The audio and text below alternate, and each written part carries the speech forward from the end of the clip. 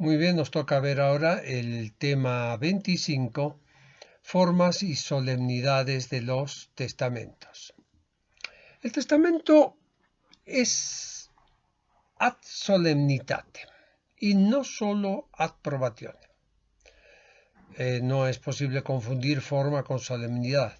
La forma es el aspecto externo y hay formas ordinarias y extraordinarias. En cambio, la solemnidad son requisitos de formación del testamento, como testigos, formas, sellos, intervención del notario. En Roma había tres formas de testar. Una era la llamada incalatis comitis, que era verbal y en presencia de la gente. La otra, improsintu, era verbal y vestido de guerra y ante la tropa, es decir, un montón de testigos. Otra era la pars ad librem, era inicialmente la entrega de los bienes a un emptor, quien debía luego de la muerte del testador entregar ese caudal al herede sui o al instituido. Posteriormente fue apareciendo la mancipio, que exigía que el testador se presente ante libre pens frente a 7 romanos púberes y el testador dictaba a viva voz su voluntad al familiar emptor, que los registraba en sus tablas. Estas solemnidades, formas y muy solemnes romanas, se fueron clasificando en formas ordinarias, los testamentos públicos y los testamentos privados, y formas extraordinarias como el testamento hológrafo, el testamento campesino, el testamento hecho en aeronave, el testamento en un barco.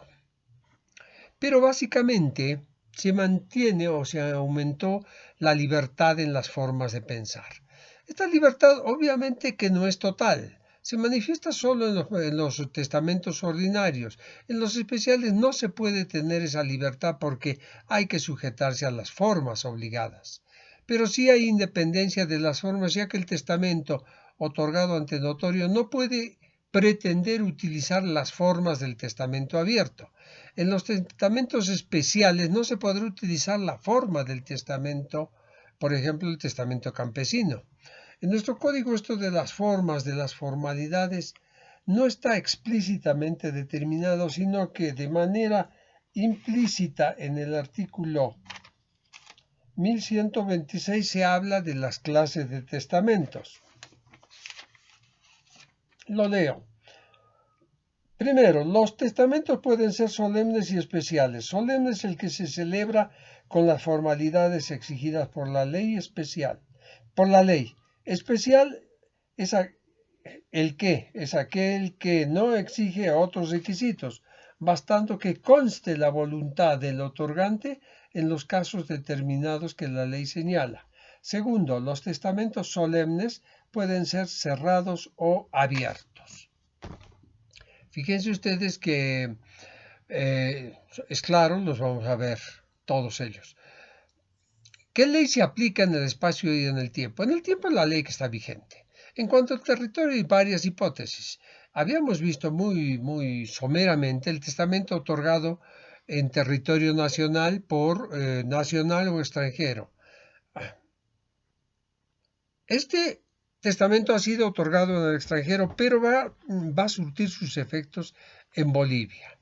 Por eso es que hay que también seguir solemnidades, porque tienen sus fundamentos. El testamento debe ser analizado previamente por el testador, refrendado por el notario a efectos de dejar constancia que lo producido era lo querido. Y además tiene que haber congruencia, porque un testamento no podrá disponer más allá de los bienes. O menos de los bienes, bueno, todavía menos de los bienes, porque con la compatibilidad sucesoria se va a entender que aquello que no esté en el testamento, que para aquello que no esté en el testamento va a regir la sucesión ad intestato. Entonces, pero el notario está para eso, para revisar, vigilar y librar también de todos aquellos vicios que puedan perjudicar al testamento. El encargado de valorar las formalidades es el juez, y para esto tiene dos ópticas. La teoría clásico-romanista, que es un requisito esencial de validez, que dice la forma es la que otorga el ser, La forma es lo que le da al ser. Y para eso hay, primero, principio total del cumplimiento de las formalidades. Segundo, principio de la observancia de algún requisito. Y tercero, principio de las cláusulas superabundantes. Detalles que el juez deberá verificar en su momento. En la teoría moderna, las solemnidades en los testamentos son necesarias, pero la inobservancia de algunos requisitos no van a determinar la nulidad del testamento, si el fin que persigue esa nulidad no tiene que ver para nada con el contenido del testamento. Las solemnidades comunes son la firma isúbrica o solo la firma de los testigos, que están en el artículo 1127, cuya lectura dejo a criterio y bajo responsabilidad del estudioso y o del estudiante del derecho. El artículo 1128 también habla de otras formalidades. ¿Hay que firmar y rubricar? Por supuesto que sí. Esto es muy importante, conocer la diferencia entre firma y rúbrica en materia procesal. Esto sí va a ser muy importante y en esa oportunidad analizaremos ese tema. En cuanto a los testigos, uno de los requisitos de las solemnidades esenciales es la presencia de los testigos. 3 en unos casos, en otros casos 5. Para ser testigo hay que ser mayor de edad, pero la mayoría de edad se exige para actos de disposición. Ser testigo no es un acto de disposición, de administración. Entonces, ¿por qué no podría ser un menor testigo? ¿Qué es lo que invalidaría que un menor sea testigo? Escuchen el 1145, condiciones para ser testigo testamentario. Para ser testigo testamentario se requiere ser mayor de edad de uno u otro sexo. Fíjense ustedes, es un contrasentido. Para testar 16 años, pero para ser testigo en un testamento, mayoría de edad. Bueno, pero es lo que nuestra ley dice. Seguramente hay una incongruencia que ustedes han notado y que seguramente deberá ser modificada. Las solemnidades comunes en cuanto a las incapacidades para ser testigo son las generales. Incapacidad, menores de edad, interdictos, privados de la razón por cualquier causa y en general los dementes declarados alienados, oligofrénicos, semialienados, los que sufren de trastornos transitorios de la razón, alcohólicos consuetudinarios. Tampoco pueden ser testigos los ciegos, sordomudos y mudos. ¿Por qué? Porque esa incapacidad física los inhabilita para ser testigos.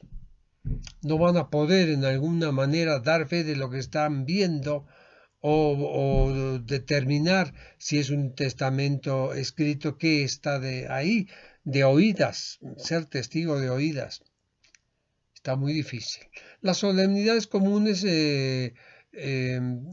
inhabilitan también a los, como testigos a los ascendientes o descendientes del testador o su cónyuge. ¿Para qué? Para evitar que influyan en el testador.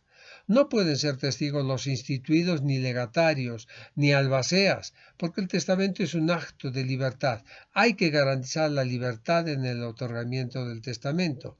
Tampoco los parientes del notario, hasta el tercer grado de consanguinidad y segundo de afinidad, ni los dependientes. Ya no se necesitan esos testigos en los testamentos solemnes, abiertos o cerrados, otorgados ante notario. No pueden ser testigos quienes tengan también un interés directo en el testamento o un acreedor. Todos esos invalidan a estos testigos porque definitivamente estarían viciando de nulidad el acto testamentario. Con esto hemos terminado el tema 25 y de inmediato pasamos a lo que viene. Permiso.